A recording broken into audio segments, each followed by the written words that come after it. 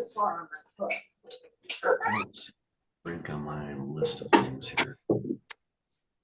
FOC case probably didn't get put on here, did it? That is a good call. We'll be with you in just a minute, Ms. Brink. We got a technical issue with the court's docket, so we may have to have a little help here. Sure. Thank you. All right. We'll call two matters involving Chelsea Brink, both friend of the court matters. First one is Chelsea Brink in 2013-15199-DC. And the second one is involving Chelsea Brink.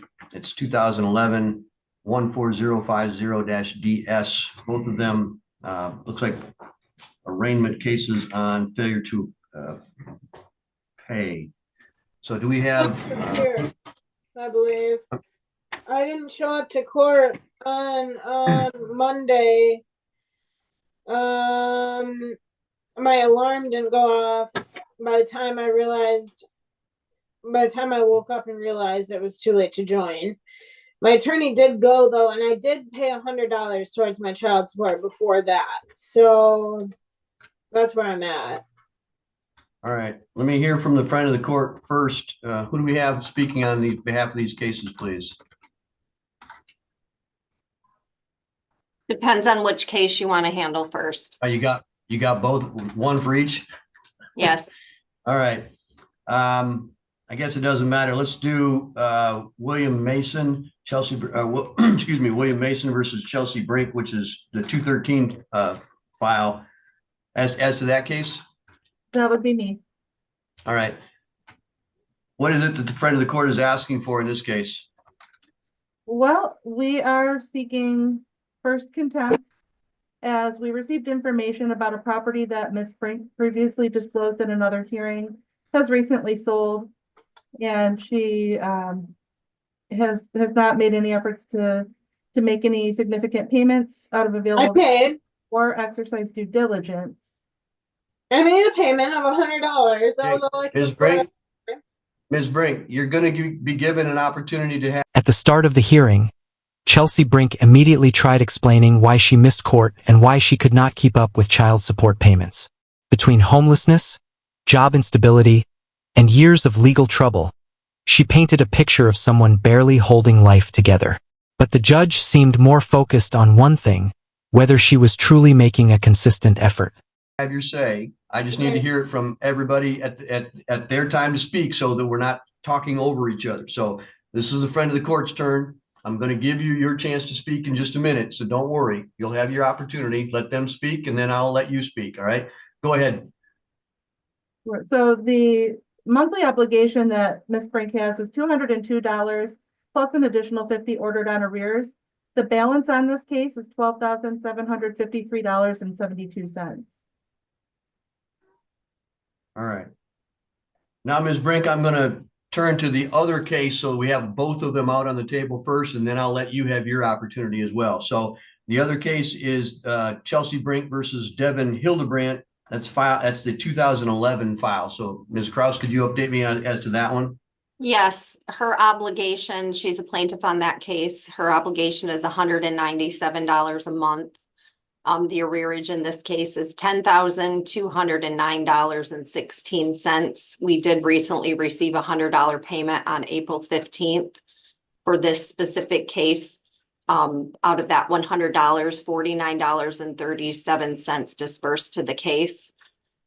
Chelsea did report an employer on March 30th and also indicated a change in address, but refused to submit that in writing. It was verified at a later date with postal information, but it does appear that she's no longer employed at that employer as of March 27th.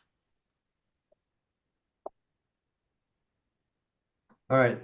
Now, Ms. Brink, this is your opportunity to tell me what it is that you want me to know about all of those things. So go ahead, ma'am. Yeah, well, first, I did make $100 payment. That was all I could afford at the time. I'm homeless. I've been homeless for quite some time now, so I'm kind of drifting, going where I can. I was working at Italia Gardens, and I'm not sure what happened to be able to explain why they fired me, but they did. He just basically said things weren't going well. I had a workman's comp claim that he didn't want to pay, so there was that piece of it. What was the name of the business that you were working at? Italia Gardens. And where's that located? It was in Davison, Michigan. All right. So, but that's no longer. Yep. And you know, my kids have been out of my life for 10 plus years now, and both of their parents are remarried. My son's been adopted twice. My daughter has been adopted once. I'm not even sure why I'm still required to pay on these children. They're not in my life, and I don't have responsibility toward them anymore. So it seems to me not fair. A lot of this friend of the court totals, you know, the monetary amounts got accumulated while I was in jail for a year. That still hasn't been cleared up, and I doubt it ever will be. But I am making my best efforts. I'm in jail. I'm not sure how long you want to keep me in here, but when I get out, I plan on looking for a job again and starting the whole process over. Like I said, I'm homeless, so it's hard for me. How long did you work at Italian Garden? About 6 weeks. Did you make any payments other than $100? I reported the income to the front of the court, and they said that they would take it out of the checks. I never even got my last paycheck because I had to come back up north. So that's out there somewhere still. But no, the $100 is all I could afford at the time. I had intentions of making $100 payments every month, you know, from here forward. But right now, you know, that was only a couple weeks ago. What day did she say? The March 20th? Something? You said you were employed in March, but you're no longer there. You made a payment in the middle of April for $100. Middle of April, yeah. So it's only been a couple weeks, you know. Not even really. Today's April 30th, so middle of April. I mean, 15 days ago at the most, 2 weeks ago at the most, I made that payment.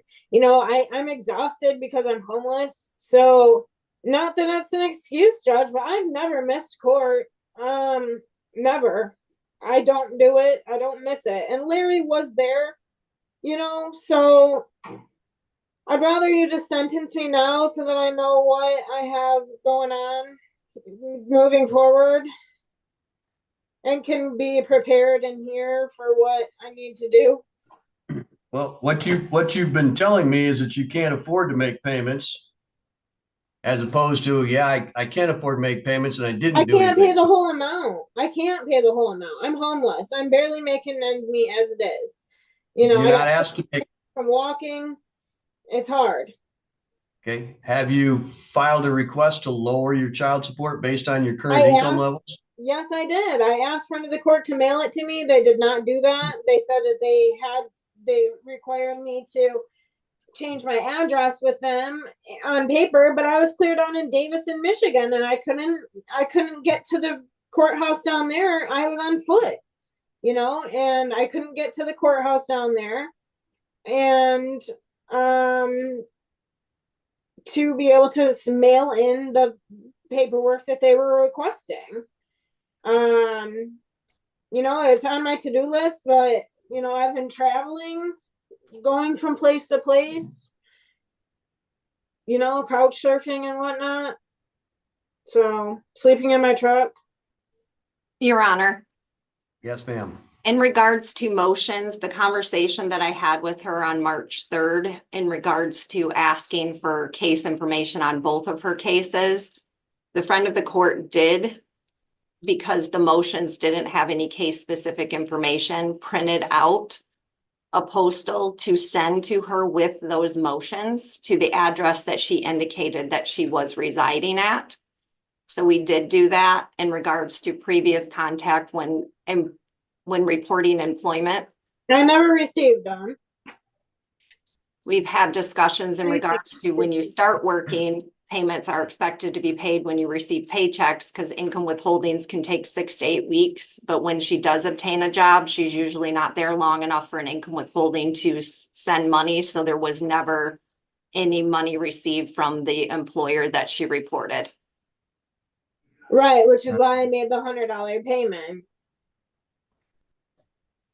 You know, and trying to get my child support, you know, the first $12,000 or so of that back child support is all from when I sat in jail for a year. And that's just not right or fair to me.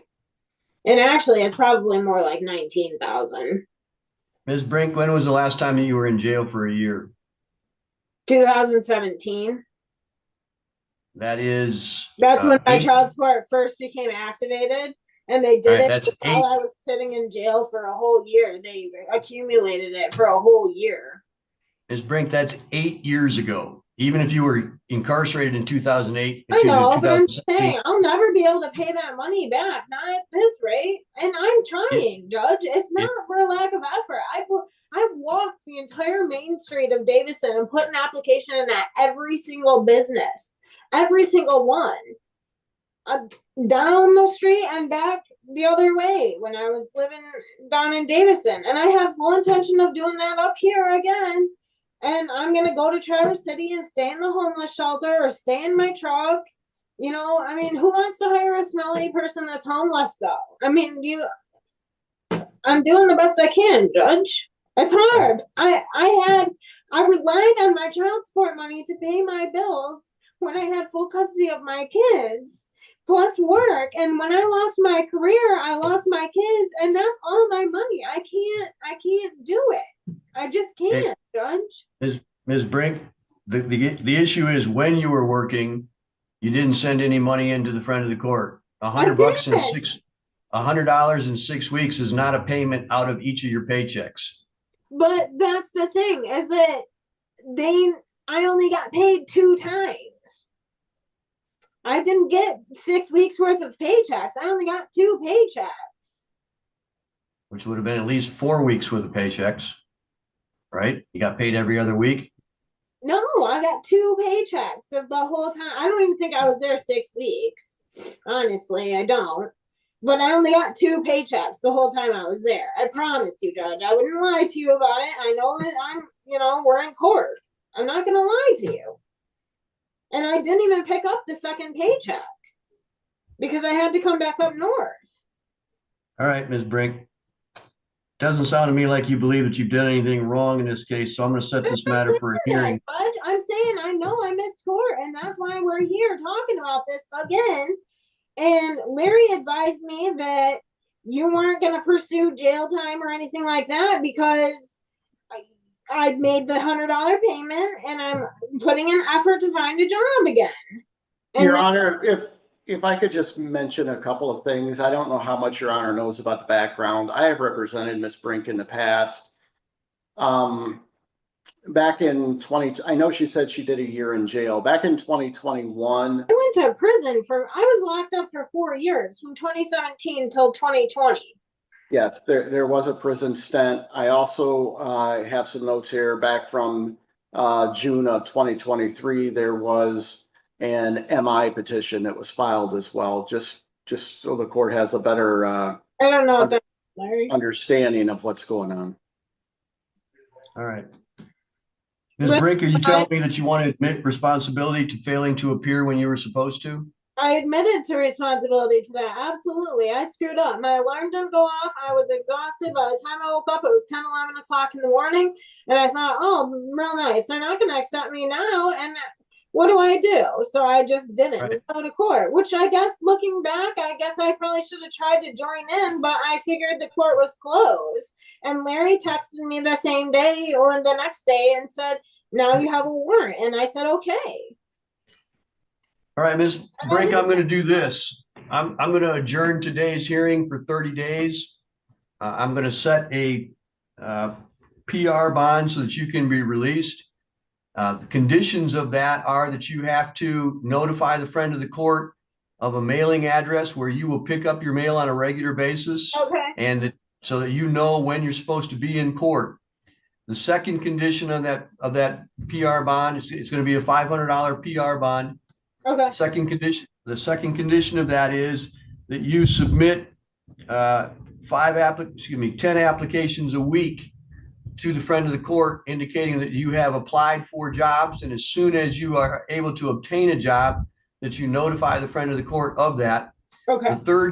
The third condition is that once you are employed, you begin to make some payments every paycheck. You're not going to wait for income withholding. You're not going to do anything else. You're going to make some payments on both of these cases every paycheck.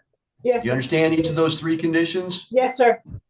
All right. So in I each, do have a in question. each, So, okay. hang on, let me finish. In each of these two cases, you will have a $500 PR bond. Okay. So that means if you fail to appear, you'll owe me $1,000 total. You Okay. understand that? Yes, sir. All right. I Now, don't what have to is pay anything what is to- your question? I'm sorry. Repeat that, please. I don't have to pay anything today to get out? That is correct. Okay. You don't have to pay anything today to get out. I'm giving you a big break here. Yes, you are. Because Thank you owe an awful lot of money, but I think that you have done something to show me that you're trying. Yes. That's the $100, and you've made an admission that you failed to appear and gave me a good reason for it. Right. But you've got to do better than you have been. You have to Okay. find a job that you can stay with. And if you can't get that one, you got to get one that at least allows you to have a place to live so that you can make regular payments. Do you understand what I'm saying to you? Yes, sir. Yes, sir. If you believe that the numbers that the friend of the court says that you owe are wrong, Uh-huh. you need to file a motion to have me take a look at it so that I can correct that for you. All right. All right? You understand all of that? Yeah, and when I get out, maybe I can file to see about having my child support adjusted to That's reflect correct. more accurate income. Yes, But but it's you need not to so file the bad. paperwork first. File the paperwork with the friend of the court so that I can review it, set a hearing date, and take a look at it. Okay. All right? Thank That's you. all for today then. Thank I you very much. appreciate you. Yeah. All right. Good luck. Thank you. What shocked many viewers was the judge's final decision. Instead of immediately sending her back to jail, he offered one last chance. Strict conditions, job applications every week, and mandatory payments from every paycheck. The warning was clear. Fail again, and the next hearing could end very differently. If you enjoyed this courtroom breakdown, hit like, subscribe, and turn on notifications for more viral court moments.